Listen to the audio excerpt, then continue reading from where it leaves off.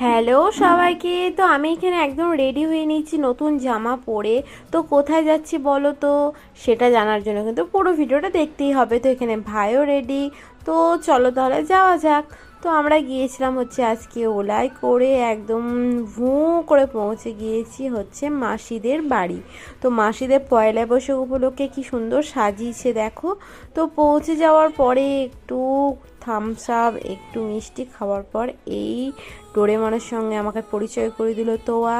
তো সন্ধে হয়ে গেছিলো, সারাটা দুপুরে ফটো তোলার কথা মনেই ছিল না, রুমেই বসেছিলাম এসিতে। তো যখন বেরোলাম তখন সূর্য মামা চলে গিয়েছে। তো দেখো যেটুকু তোমাদের সঙ্গে পারলাম ভিডিও করলাম।